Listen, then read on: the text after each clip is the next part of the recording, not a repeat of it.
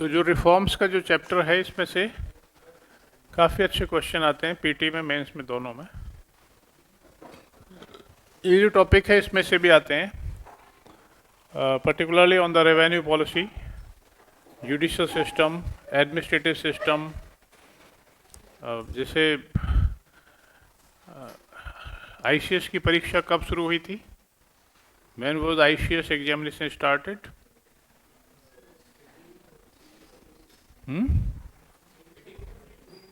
18 charter act में provision था, उसके बाद ही हुई है।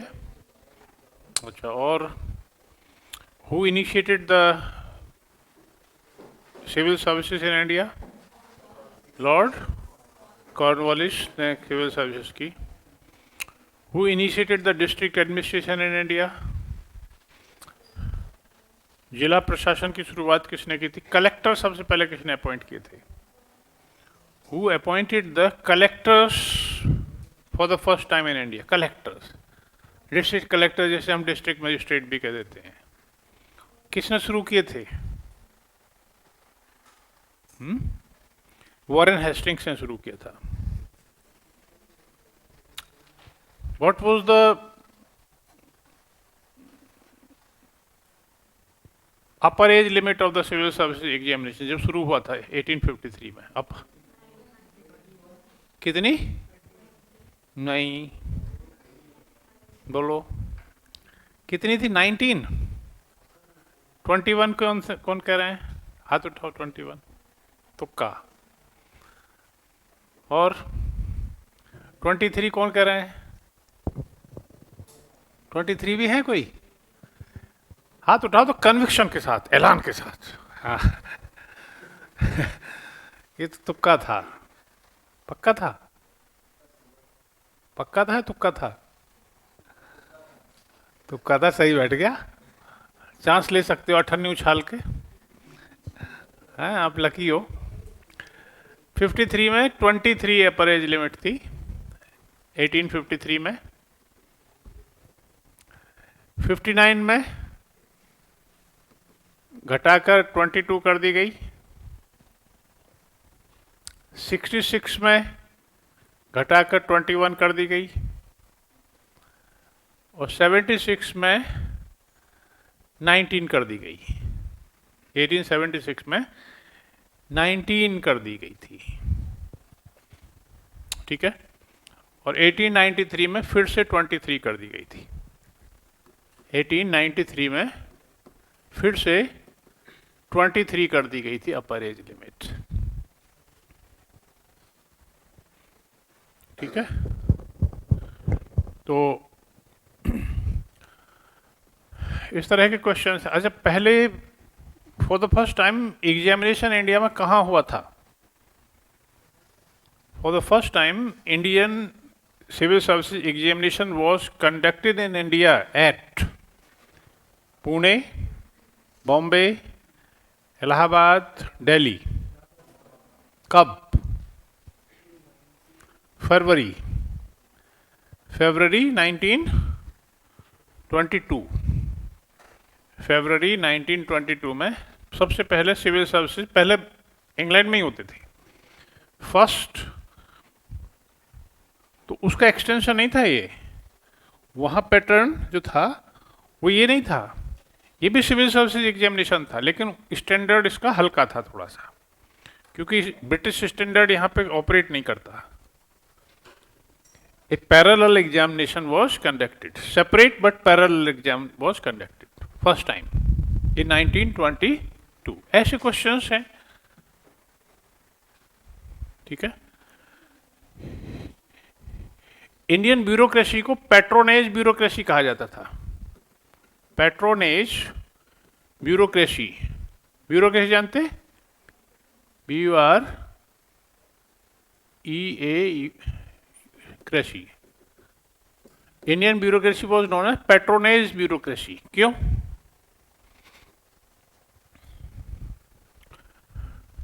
जब इसकी शुरुआत की थी कॉर्नवालिस ने, तो जो कंपनी के डायरेक्टर थे, ईस्ट इंडिया कंपनी के डायरेक्टर इंग्लैंड में जो बैठे, वो नाम सजेस्ट करते थे। ठीक है, और उन्हीं में से नॉमिनेट कर देते थे। Bureaucracy was basically nominated, bureaucracy was basically nominated out of the nominees whose names were suggested by the directors. ये सिस्टम चला 1853 तक, और इसमें इंडियंस का कोई वो नहीं था, ठीक है। और फिर उनकी कॉम्पिटेंस में, उनकी एबिलिटी में बहुत ज़्यादा उतार चढ़ाव थे, कोई तो कॉम्पिटेंट होते थे, कोई बहुत ज़्यादा रद्दी होते थे। इसलिए उसमें भी जो नॉमिनीज थे उनमें एक कंपटीशन कराया जाने लगा 1833 से। जो नॉमिनीज थे उनमें एक कंपटीशन कराया जाने लगा, तो they could be appointed on the basis of this competition. What was the Aitchison commission? Aitchison commission, Aitchison commission कब था, बना था, क्यों बनाया गया था? Aitchison commission was set up for suggesting the recommendations for the Indian civil services. ये बना था 1886 में, लॉर्ड एचिसन थे इसके अध्यक्ष।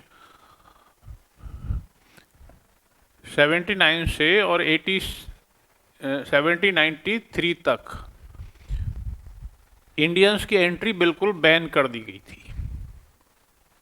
सिविल सर्विसेज एग्जामिनेशन में इंडियंस की एंट्री ही नहीं होती थी 79 से और 93 तक। लेकिन जब ज़्यादा हल्ला मचा तो फिर 86 में बनाया गया, और फिर से इन्होंने एज लिमिट को, अपर एज लिमिट को, रिकमेंडेशंस थी 1892 में शायद लागू हुई, 2 या 3 में, देख लेंगे उसे, 2 में या 3 में, उसमें फिर अपर एज लिमिट करके 23 की गई थी, ठीक है। इस तरह के क्वेश्चंस पूछे जाते हैं, तो आपको रिलेट करना है चीज़ों को बस, ठीक है। और डेट से घबराने की जरूरत नहीं है, सब रिलेट करेंगे तो याद हो जाती हैं अपने आप, इंपॉर्टेंट डेट्स याद हो जाती हैं। गैप्स को याद करिए, 1853 और 6 साल बाद 22, 10 साल और 7 साल बाद 21, 66 to 76, फिर 10 साल बाद फिर कितना, फिर 19। इस तरह से गैप्स को याद करिए, रिलेट कर लीजिए उसे, तो याद रह जाएगा, और कोई रटने की जरूरत भी नहीं है। एज इट इज क्वेश्चन भी नहीं पूछे जाते, तो ज़्यादा घबराने की जरूरत नहीं है, ठीक है। तो socio religious reform movements would span the 19th and 20th centuries. Most of the reforms were confined to caste and women. Womanhood और caste पर ही फोकस थे। The reforms were taken up under the banner of ब्रह्म समाज, Arya Samaj, theosophy. कई सारे movement थे जो organisational basis पर थे, but many individual contributors also attempted, individual contributor जो किसी ऑर्गेनाइजेशनल स्ट्रक्चर के साथ जुड़े हुए नहीं थे, उन्होंने अपने इंडिविजुअल बेसिस पर ही, जो सबसे इम्पोर्टेंट जो एरियाज हैं इसमें वो हैं कि the status of the women related reforms, women related reforms. Women related reforms का स्टेटस क्या था 19th और 20th सेंचुरी में, लेवल क्या था उसका, उसका प्रोफाइल क्या था, स्टेटस, प्रोफाइल, स्ट्रक्चर, वो क्या था, यानी कितनी सक्सेस मिली, to what extent successful. Women का लिबरेशन, एम्पावरमेंट तो उस समय नहीं था, लिबरेशन कितना हुआ, उन्हें कितनी आज़ादी मिली, रिफॉर्म्स नीचे से आए या ऊपर से थोपे गए, what were the limitations of the reforms, और सबसे इंपॉर्टेंट बात है कि how did the women contribute themselves to the upliftment of the women. महिलाओं ने महिला उत्थान के क्षेत्र में क्या भूमिका निभाई, तो उनकी भूमिका 0.01% भी नहीं थी। Women related reforms were decided, the quantum, their nature was decided by the man. ठीक है, पुरुषों ने ये निश्चित किया कि आपको कितनी आजादी की जरूरत है। ये इंपॉर्टेंट है बात। ऐसे क्वेश्चन पूछे जाते मेंस में। Quantum and degree of the reforms कितनी दी जानी चाहिए, आजादी कितनी मिलनी चाहिए, कितने अधिकार दिए जाएं, it was decided by the man. Women contributors to the reforms could be counted, उंगलियों पे गिनाए जा सकते थे। शुरुआत पुरुषों ने ही की, तो women should be thankful to the man, लेकिन बहुत सारी इफ्स एंड बट्स थे रिफॉर्म्स के। यही इंपॉर्टेंट चीज है, क्यों जी? आइडिया क्या था? बेटा पढ़ लिख लिए, चलो हमने आपको पढ़ाने लिखाने का अधिकार दिया, तो ठीक है, पढ़ लिख लिए, घर परिवार देखो, बच्चे देखो, अच्छे संस्कार दो बच्चों में। You should behave as a good home maker. ठीक है, बच्चों में अच्छे संस्कार दो, हस्बैंड परिवार की देखरेख करो। पापा मैं तो आगे नौकरी करूंगी। अरे क्या कौन से जमाने की बात कर रहे हो? कहाँ, क्या बात है? ये इसलिए थोड़े पढ़ाया था तुम्हें, घर में बंद रहो। ठीक है, अंग्रेजी बोलते हैं फर्राटेदार, कलकत्ता यूनिवर्सिटी के ग्रेजुएट हैं, तो अभी कोई फायदा नहीं। हाँ, कभी कभी फायदा हो जाता है कि आज तैयार हो जाना, आज वहाँ चलेंगे अंग्रेजों की कंपनी। एक जो हस्बैंड है वो आईएएस ऑफिसर है या पीसीएस ऑफिसर है, प्रमोटेड हो गया आईएएस, अब वो क्लबों में तो जाना पड़ता है।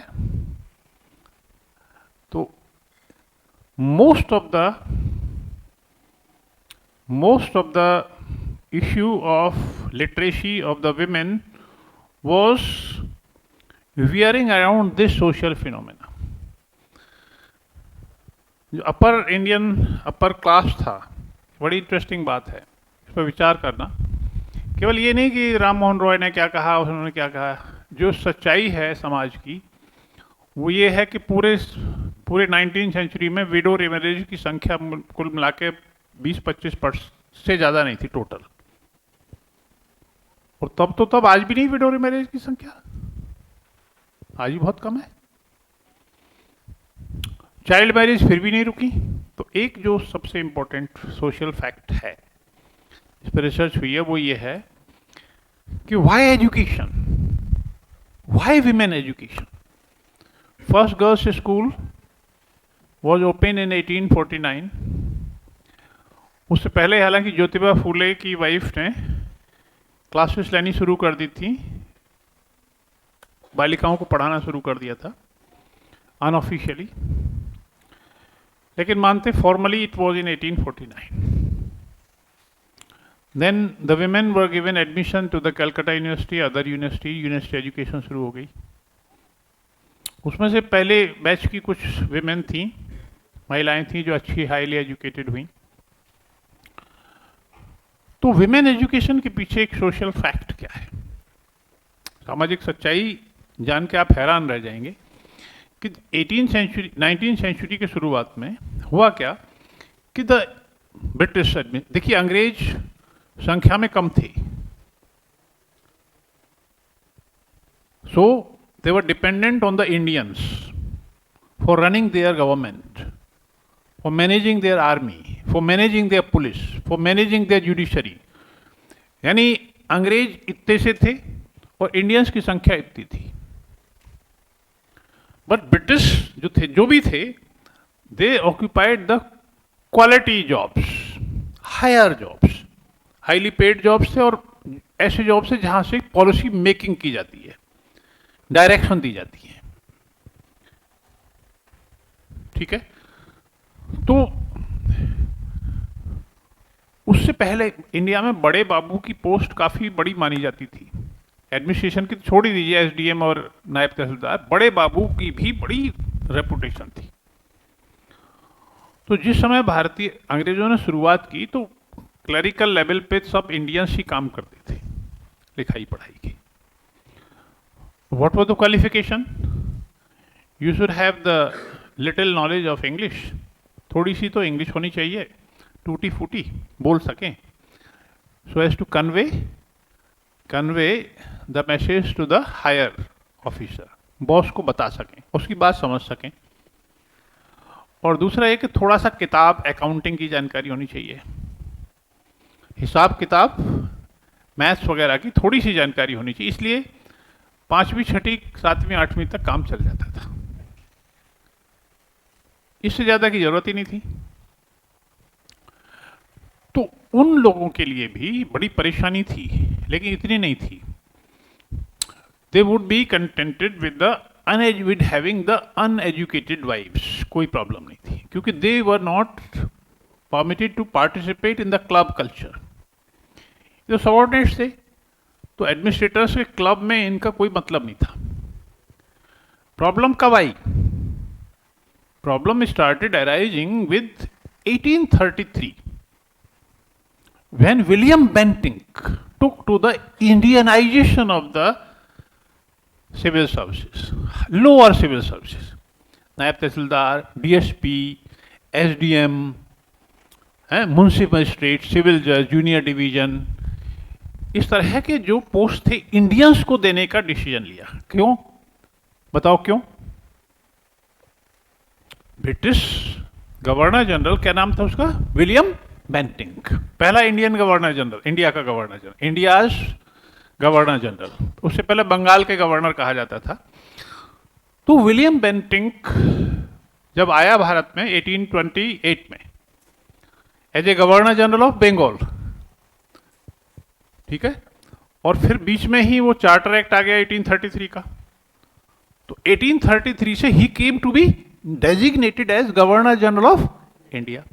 अब देखो, इसकी डेट्स को याद करने में, रिलेट करने में आपको दिक्कत नहीं होनी चाहिए। रिलेट करने का तरीका जान लीजिए। 1828 टू 1833 5 साल का।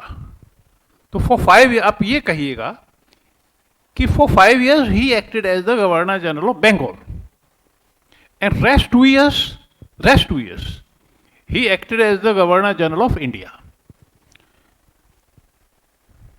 ठीक है, अच्छा, तो उसने क्या किया? अब जब वो आया यहाँ पे, तो he found in India a deficit budget, आमदनी कम थी और खर्चा बहुत ज्यादा था। And he had the intention to curtail the expenditure, administrative expenditure बहुत ज्यादा था हर काम के लिए, नायब तहसीलदार के पदों के लिए भी, डीएसपी के लिए, हर पोस्ट के लिए अंग्रेज तो वहां से नहीं आ सकते थे। दैट्स वाई एक तो यह है कि खर्चा कम होगा, खर्चा कम होगा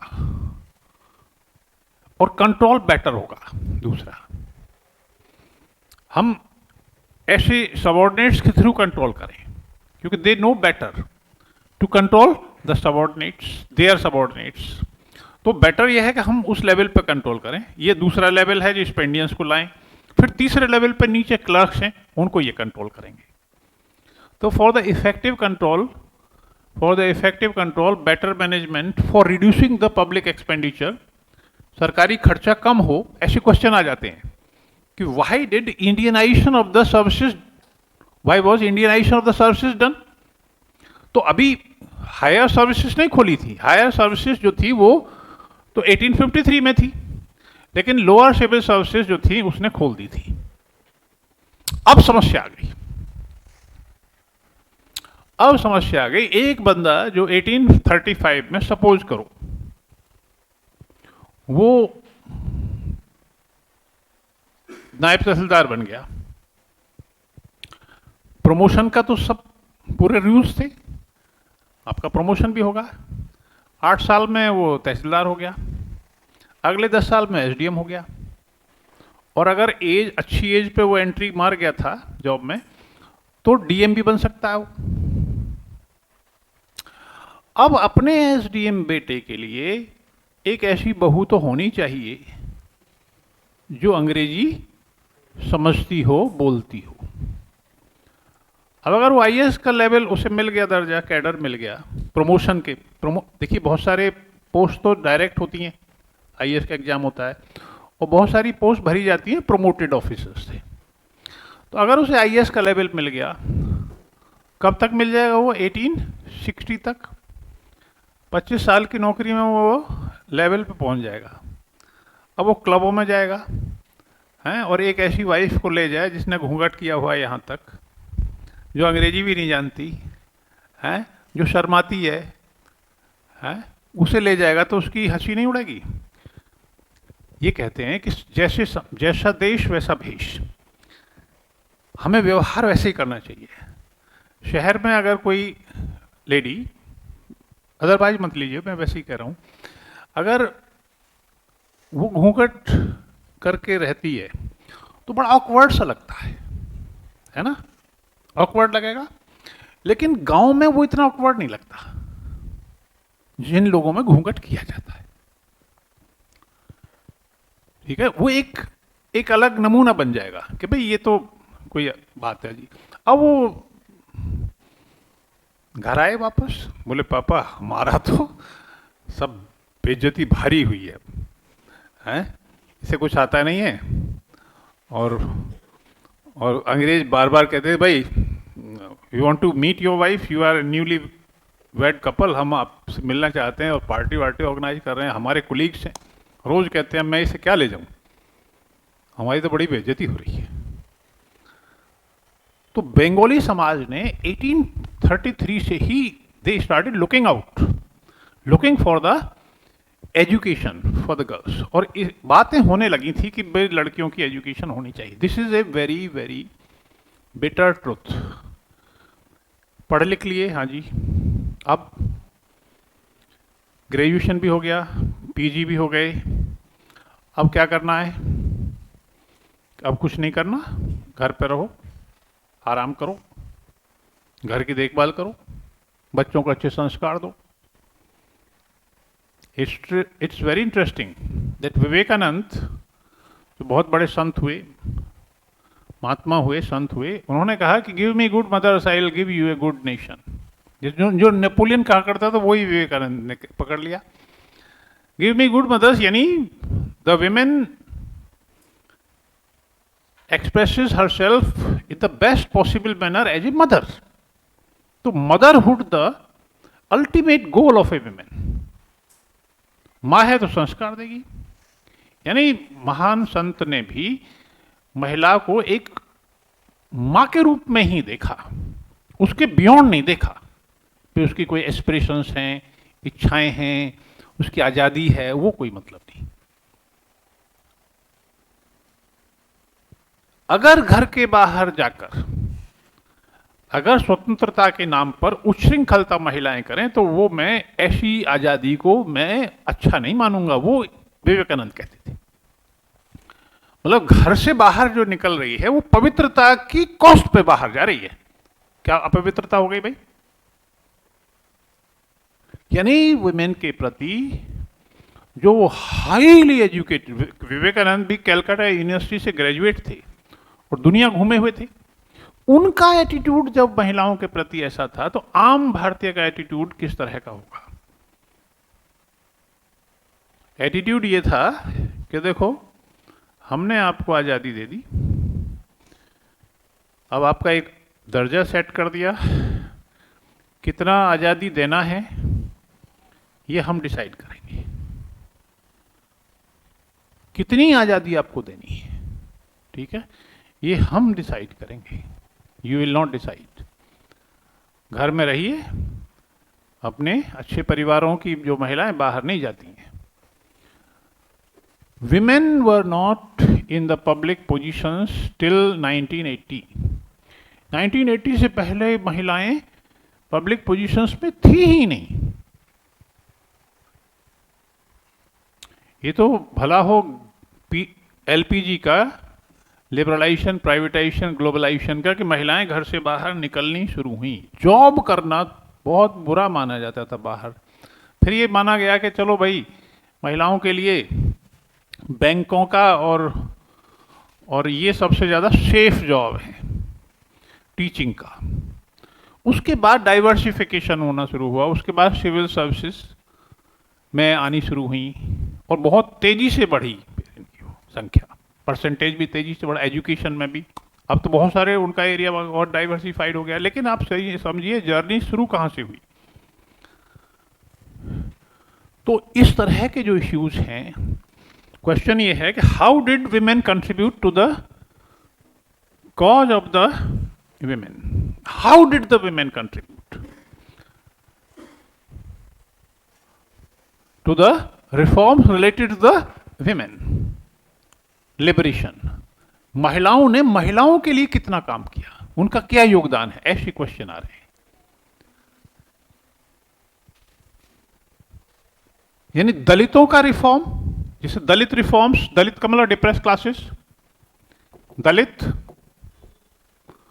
रिफॉर्म्स की बातें किसने की, सबने की। Dalit reforms issue was created by Ram Mohan Roy, Dayanand Saraswati, सभी रिफॉर्मर्स ने कही, but most of these reformers were not Dalits, ज्यादातर वो दलित नहीं थे। तो how did the Dalit social activists participated, how did to what extent the Dalit reformers contributed to the reforms, to what extent? तो इसमें अगर हम नाम गिनाने लगे तो वो उंगलियों पे गिनाए जा सकते हैं। ज्योतिबा फूले हैं, एक बाबा वलंकर थे, अंबेडकर तो बाद में आए, बहुत बाद में आए, अंबेडकर भी मान सकते हैं, वी आर शिंदे, एवी ठक्कर, ठक्कर बापा जिन्हें बोल देते हैं, ठीक है। तो कुछ और नाम हैं जो उंगलियों पर गिनाए जा सकते। Most of the Dalit related reforms came from the upper segments of the society, जिसे अपर कास्ट कहते हैं। और यहां भी यही हुआ कि दलितों की आज़ादी का जो सवाल है वो हम डिसाइड करेंगे। We would set the limits, extent, degree, कैसी आज़ादी होगी। अभी के अभी तो एजुकेशन में आ जाइए, थोड़ा बहुत बेनिफिट, सोशल बेनिफिट मिल जाए, थोड़े बहुत प्रिविलेजेस मिल जाए, मंदिर प्रवेश नहीं, अभी नहीं, हम डिसाइड करेंगे। टेम्पल एंट्री अभी नहीं, अभी समय नहीं आया है। पॉलिटिक्स नहीं, अभी नहीं, दलितों के लिए अभी राइट नहीं अलग से, पॉलिटिक्स में भी नहीं, मंदिरों में भी नहीं, एजुकेशनल इंस्टीट्यूशंस में भी लिमिटेशंस हैं। टीचिंग में दलित नहीं है, टीचिंग में क्या करोगे भाई तुम, भूल गए? इस एटीट्यूड ये था नेगेटिव। तो आजकल जो क्वेश्चन पूछे जा रहे हैं वो इसी तरह के, कह रहे हैं कि लोग कहते हैं सब पता नहीं कहाँ से क्वेश्चन पिक करते हैं एग्जामिनर। मॉडर्न इंडिया में मार्क्स उठते ही नहीं है बिल्कुल भी, क्वेश्चन ऐसे आते हैं जो समझ में नहीं आते, ऐसे क्वेश्चन आ रहे हैं। वो नहीं आएगा कि राम मोहन रॉय का कंट्रीब्यूशन बताइए, आ जाते हैं तो वो तो सिंपल है, कोई भी लिख सकता है, ठीक है। सिचुएशन और status of the Dalit related reforms of 19th and 20th century. Ambedkar and Gandhi compared on the issue of the Dalits. एक क्वेश्चन लिखिए इसे, अंबेडकर एंड गांधी, इन चीजों पे विचार करना शुरू कर दीजिए। Ambedkar and Gandhi's thought on the Dalit reforms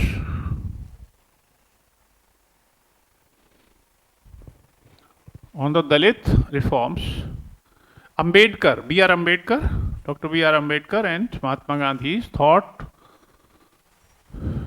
on the Dalit issues और दलित रिफॉर्म्स, दोनों के बीच में क्या, दोनों की क्या स्थिति थी, क्या डिफरेंसेस थे, क्या सिमिलरिटीज थी दोनों पे। इस पे क्वेश्चन आया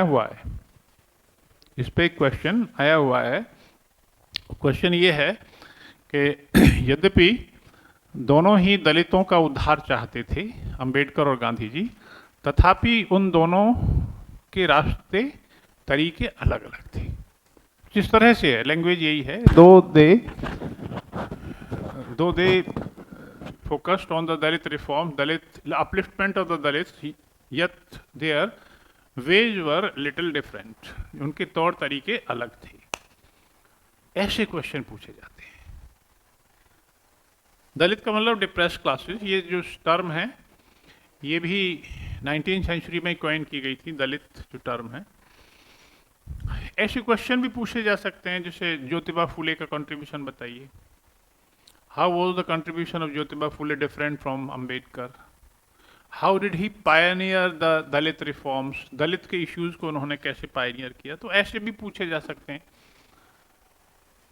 लेकिन थोड़ा बहुत ट्विस्ट कर देता है एग्जामिनर, सीधे सीधे अंबेडकर पे पूछ ले कि highlight the contribution of Ambedkar to the Dalit upliftment. तो इससे बेटर ये होगा क्वेश्चन कि Ambedkar and Gandhi compared on the reforms related to the Dalits। समझ गए नहीं? तो क्या डिफरेंसेस हैं बताओ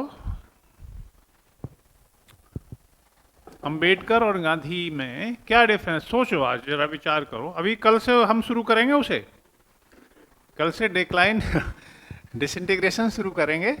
आज तो ये वैसे ही था, ट्रेलर था। हाँ भी बताओ, अंबेडकर गांधी के ऊपर विचार करो, दोनों में क्या सिमिलरिटी थी, क्या डिफरेंस? क्या ये बात सही है कि दोनों का उद्देश्य तो ठीक था, एक ही था, लेकिन तौर तरीके अलग अलग थे? बताओ।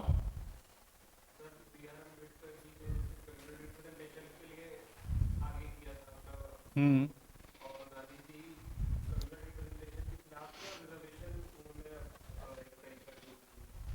हम्म रिजर्वेशन की बात करते थे। रिजर्वेशन तो गांधी जी भी मानते थे, हैं? और फिर उनका अलग था कि कम्युनल रिप्रेजेंटेशन का मतलब सेपरेट इलेक्टोरेट। जो हमारी इलेक्टोरेट जो वोटर होते हैं ना, जैसे मान लो लोकसभा की कॉन्स्टिट्यूएंसी है, लोकसभा की एक कॉन्स्टिट्यूएंसी है, उसमें जो वोटर होते हैं उन्हें इलेक्टोरेट कहते हैं। तो बेशक आज रिजर्वेशन है, SC ST सीट्स अलग होती हैं, उसे कहते हैं रिजर्वेशन। SC ST के लिए रिजर्वेशन है, लेकिन वो इलेक्टोरेट कॉमन है, सेपरेट नहीं है। सेपरेट इलेक्टोरेट कब हो कि कॉन्स्टिट्यूएंसीज SC ST के लिए अलग हों और उसमें वोटर जो हैं वो केवल SC और ST ही हों, तो that would be called as separate. जैसे मुस्लिम हैं, उनके लिए सेपरेट इलेक्टोरेट्स की अगर बात है तो मुस्लिम ही कैंडिडेट्स होंगे और मुस्लिम्स ही वोटर होंगे, हिंदू और नॉन मुस्लिम्स कोई वोटर नहीं होगा, उसे सेपरेट इलेक्टोरेट्स कहते हैं। चलो, ये तो एक बात इन्होंने कही कि अंबेडकर ने सेपरेट इलेक्टोरेट्स की बात कही थी, गांधी जी सेपरेट इलेक्टोरेट्स को हिंदू सोसाइटी के लिए गलत मानते थे, विभाजनकारी मानते थे कि इससे हिंदू समाज खंडित हो जाएगा।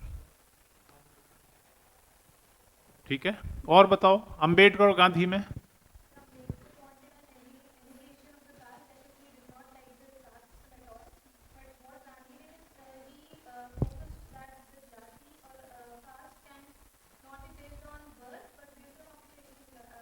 हम्म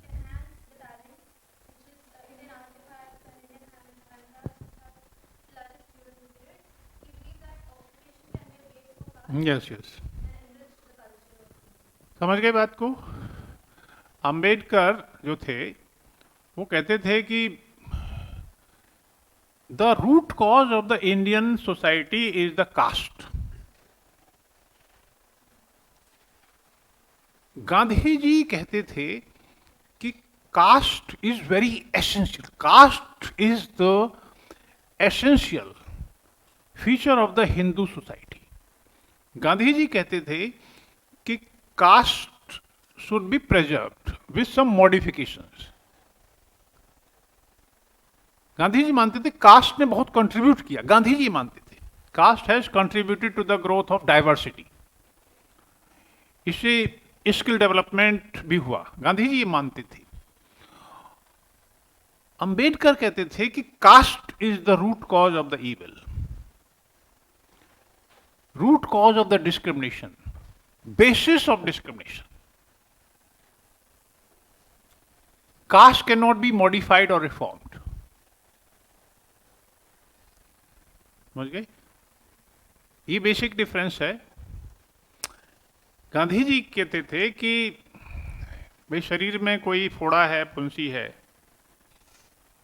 कोई ऑपरेबल कोई ऑर्गन है, तो उसे काट के अलग किया जा सकता है। कास्ट इज लाइक दिस, मतलब अनटचेबिलिटी लाइक। अंबेडकर कहते थे कि the caste can not be, caste and untouchability are inseparable. Untouchability can not be ended without ending the caste system.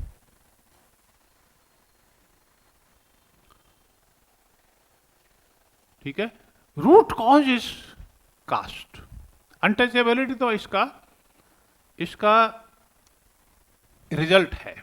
तो if we can not abolish the caste system, we can not root out the untouchability. और basis of the discrimination in the Indian society is the caste. ठीक है, गांधी जी कहते थे caste is essential for the integrity of the Hindu society. अगर caste ही टूट गई तो फिर Indian society would विदर, Bharatiya Samaj बिखर जाएगा। कास्ट की अपनी, तो गांधी जी एक सेंस में सनातनी थे। Gandhi ji believed in the सनातन धर्म, सनातन कल्चर। समझ गए? तो एक तो कास्ट और अनटचेबिलिटी पर बहुत गहरे मतभेद थे, और उसका रीजन क्या था? उसका रीजन ये था कि दोनों का प्रोफाइल जो था बिल्कुल अलग अलग था। Gandhi ji held from a very highly placed family in social hierarchy. Gandhi ji family was well known, वो अच्छी परिवार में पैदा हुए थे। उन्हें सिंस हिज चाइल्डहुड ही had not to face any kind of discrimination.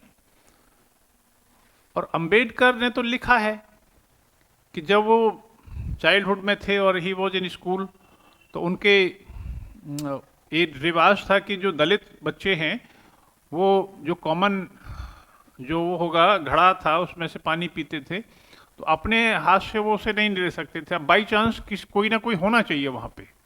By chance there was none who would give him water, तो he kept thirsty for a number of the hours, क्योंकि वहां कोई था नहीं, and he dared not to touch that water pot। तो ये तो cast based discrimination है, and he had to suffer the caste based discrimination। Untouchability होगी ना, caste based discrimination means result is untouchability. तो Ambedkar throughout his life since the beginning till the end he had to suffer.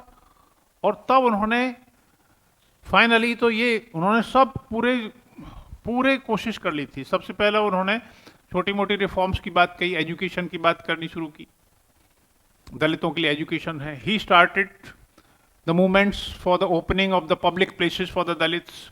Commonwealth से ही दलितों को पानी भरने का अधिकार होना चाहिए, कॉमनवेल्थ, कॉमन टैंक्स में दलितों का एक्सेस पूरा होना चाहिए, इस तरह की बातें उन्होंने शुरू की। But when he realise that these attempts were futile, इनका कोई लॉजिक नहीं है, इनका कोई मतलब नहीं है, तो फिर then he turn towards the politics. उन्होंने कहा दलितों का एम्पावरमेंट होना चाहिए। until and unless there is empowerment of the Dalits in the politics, तो their condition cannot be improved। इस तरह के पॉइंट्स और कोई सजेस्ट कीजिए। आपका पॉइंट बहुत अच्छा था, और बताइए। मतलब बेसिक डिफरेंस ये है कि Gandhi ji thought that untouchability can be rooted out, at the same time caste can be preserved. यानी दोनों इनसेपरेबल हैं, वो दोनों सेपरेबल हैं।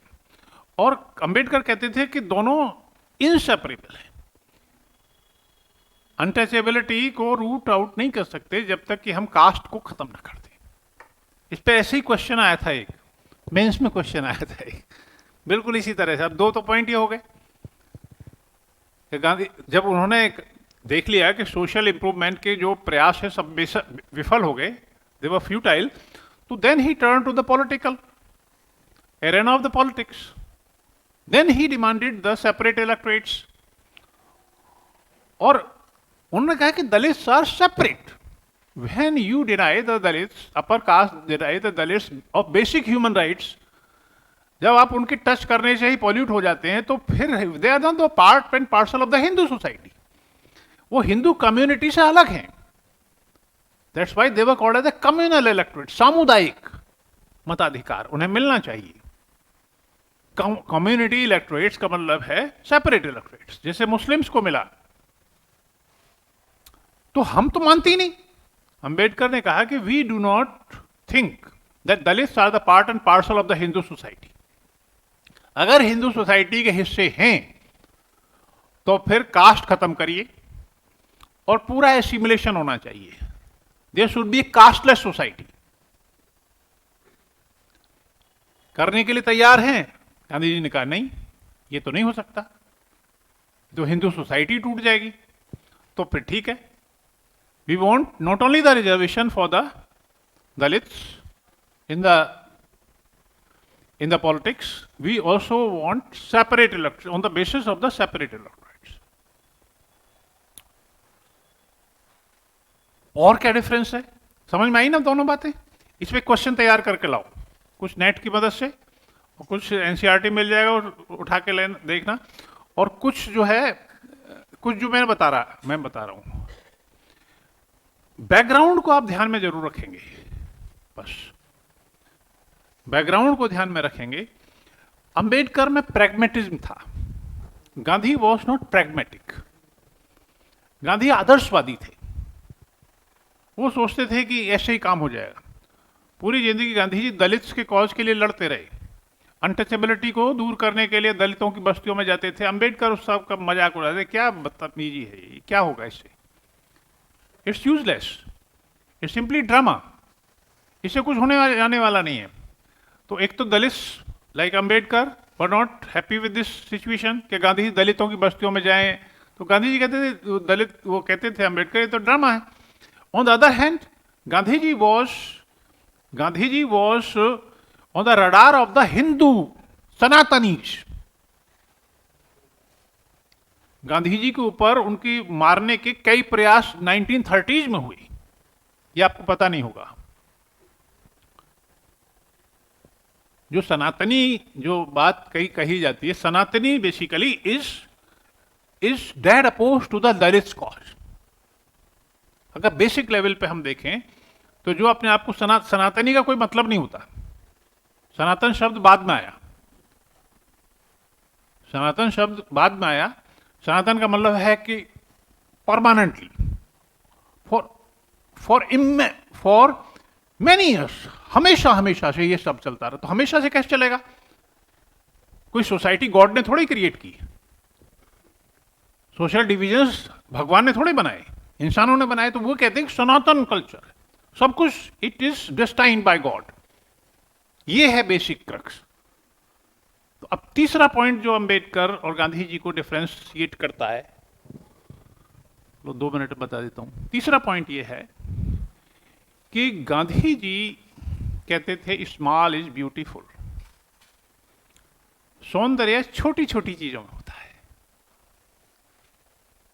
छोटे गांव, कुटीर उद्योग, छोटी इंडस्ट्रीज, छोटे छोटे बातें हैं जिन्हें हम छोटी बातें कहते हैं, they are very big things. तो Gandhi ji believed in the John Ruskin's slogan small is beautiful.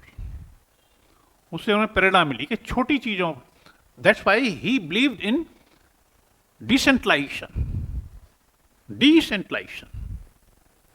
Political decentralisation as well as economic decentralization of policy making, planning, execution, सब में डिसइंटीग्रेशन होना चाहिए। अंबेडकर ने कहा कि बिल्कुल नहीं होना चाहिए डिसेंट्रलाइजेशन। क्यों नहीं होना चाहिए?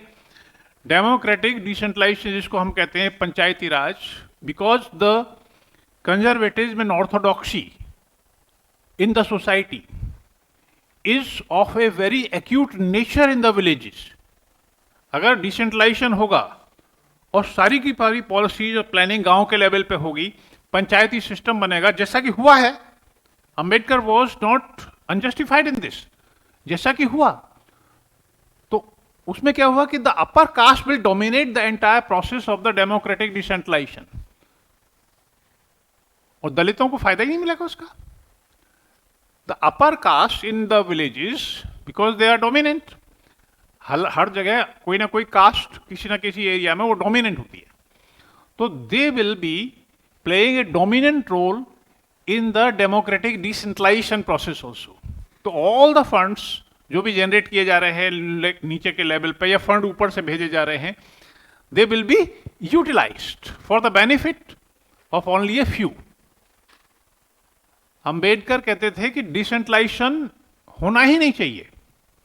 He believed in centralised policy and planning, क्योंकि दलितों को उसका बेनिफिट मिलने वाला नहीं है। वो कहते थे डिसेंट्रलाइजेशन करना है तो करिए, but before that you should abolish the caste system. उससे पहले कास्ट सिस्टम को एबॉलिश कर दीजिए। 3 डिफरेंसेस मैंने बता दिए, 1-2 आप देखिए, मिलेंगे नहीं आपको ढूंढे से मिल जाएंगे। और बताओ, आपको अच्छी नॉलेज है इसकी।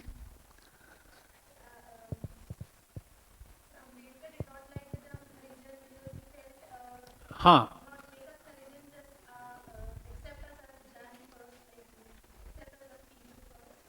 Yes yes. हाँ, तो इसके पीछे रूट कॉज ये था कि Ambedkar did not like the Sanatan culture, जिसे सनातनी कहते। जब से सनातन शुरू हुआ तो Sanatan means Hindu religion, caste system, सब caste, untouchability. Sanatanism is dead oppose to the womanhood of this country. महिलाएं भक्ति कर रही हैं, सनातन कल्चर, सनातन, जबकि Sanatan is very much harmful to the cause of the women. Sanatan culture अगर लागू हो जाए तो महिला एक बच्ची की शादी की एज जो है 11-12 वर्ष से ज्यादा नहीं होनी चाहिए, अपर एज लिमिट, समझ गए? तो गांधी जी कहते थे कि जो भी दलित हैं इनको सबको हरिजन, तो उन्होंने कहा कि this is basically a satire, ये हमारी बेइज्जती है। हरि हरि हरि माने Hari, Vishnu, Vishnu is basically Sanatani god, and we do not believe in Sanatani culture, Sanatani religion. This Sanatan culture, Sanatan religion is dead oppose to the interest of the Dalits. Dalit विरोधी है ये विचारधारा पूरी तरह से। नहीं यही बात समझ में? तो अंबेडकर और गांधी जी के विचार ऐसे थे जैसे कि नॉर्थ पोल और साउथ पोल, जो कभी मिल नहीं सकते थे, लेकिन ऑब्जेक्टिव एक ही था, क्या? दलितों को उनका उद्धार करना, improvement of the Dalit condition. Attitude वही था। गांधी जी ने अपने तरीके से किया और अंबेडकर ने अपने तरीके से किया, ठीक है? गांधी जी ने पॉलिटिक्स में पार्टिसिपेशन किया, अंबेडकर ने बिल्कुल भी नहीं किया। मतलब ब्रिटिश विरोधी नहीं थे अंबेडकर,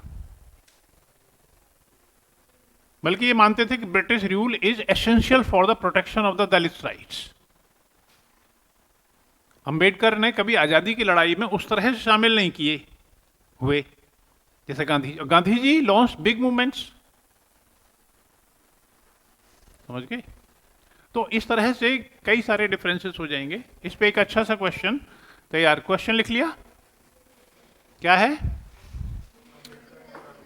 दो had the common objective but had the different pathways.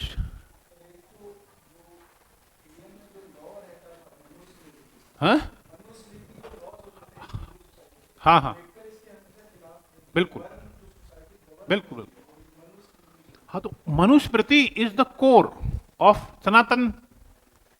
सनातन अगर मनुस्मृति भारत के कानून का आधार बन जाएगा तो फिर इक्वालिटी का कॉन्सेप्ट ही खत्म हो जाएगा। We believe in rule of law. और जो मैं नाम नहीं लूंगा, एक ऑर्गेनाइजेशन है वो ये कहता था कि मनु संहिता के हिसाब से संविधान बनना चाहिए, मनु संहिता लागू होनी चाहिए। और हिंदू कोड बिल का सबसे ज्यादा विरोध जो किया था वो गोलवलकर साहब ने किया था। हिंदू कोड बिल में महिलाओं को अधिकार दिए गए थे। हिंदू कोड बिल में महिलाओं को जितने अधिकार मिल रहे हैं वो सब हिंदू कोड बिल के हिसाब से दिए गए थे। और गोलवलकर ने भरसक कोशिश की थी। जवाहरलाल नेहरू तब तो पीछे हट के, बहुत पॉलिटिक्स भी होती है, मजबूरी में उन्हें हिंदू कोड बिल वापस लेना पड़ा।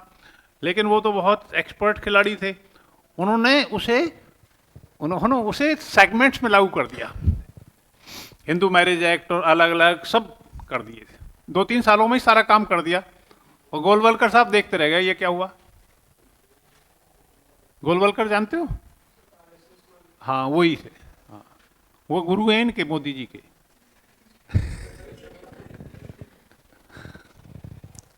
वो गुरु हैं इनके। ठीक है, तो कल करते हैं। पहला टॉपिक पढ़कर फर्स्ट चैप्टर की रीडिंग करके आना, और 1-2 रीडिंग लगा लेना, ज़्यादा लेंथी नहीं है, 8-10 पेज ही है, ज़्यादा नहीं है। ठीक।